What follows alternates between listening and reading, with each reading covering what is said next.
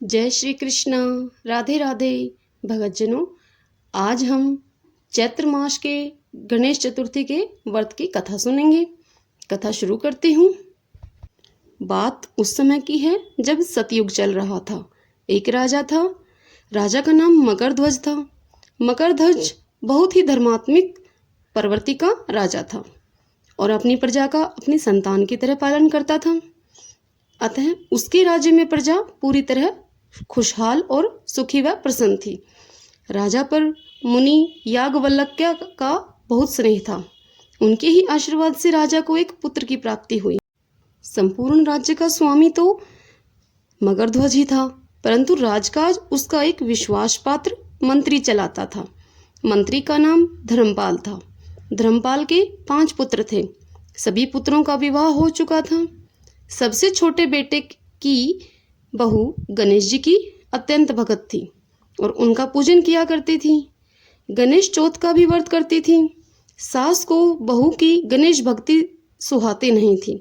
पता ही नहीं क्यों उसे यह शंका रहती थी कि यह बहू हम पर जादू टोना टोटका करती है। सास ने बहू द्वारा गणेश पूजा को बंद कर देने के लिए अनेक उपाय किए, पर कोई उपाय सफल नहीं हुआ।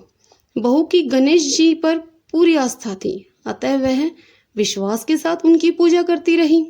गणेश जी जानते थे कि मेरी पूजा करने के कारण सास अपनी बहू को परेशान करती रहती है, अतः उसे पाठ पढ़ाने के लिए, मजा चखाने के लिए राजा के पुत्र को गायब करवा दिया।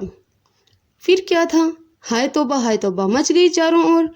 राजा के बेटे को गायब करने का संदेह सास पर प्रकट किया जाने लगा। सास की चिंता बढ़ने लगी। छोटी बहू ने सास के चरण पकड़कर कहा, माँ जी, आप गणेश जी का पूजन कीजिए, वे विघ्न विनाशक हैं, आपका दुख दूर कर देंगे वो। सास ने बहू के साथ गणेश जी का पूजन किया। गणपति जी ने प्रसन्न होकर राजा के पुत्र को लाकर दे दिया। सास जो बहू पर अप्रसन्न सी रहती थी, अब प्रसन्न रहने लगी और साथ ही गणेश जी भगवान का पूजन भी करने लगी। हे गणेश जी महाराज, जैसे आपने उन सास बहू पर कृपा करी, वैसे ही इस कथा को कहते सुनते उंकारा भरते सब पर अपनी कृपा कीजिए। बोलो गणपति महाराज की जय। ओम गंग गणपते नमः। भगतजनों, अब आपसे एक छोटी सी रिक्वेस्ट। अगर आपको मेरी वीडियोस पसंद आती हैं तो इनको लाइक कीजिए और चैनल को सब्सक्राइब कीजिए, ताकि आपको मेरे आने वाले वीडियोस की नोटिफिकेशन मिलती रहे। जय श्री कृष्ण। राधे राधे।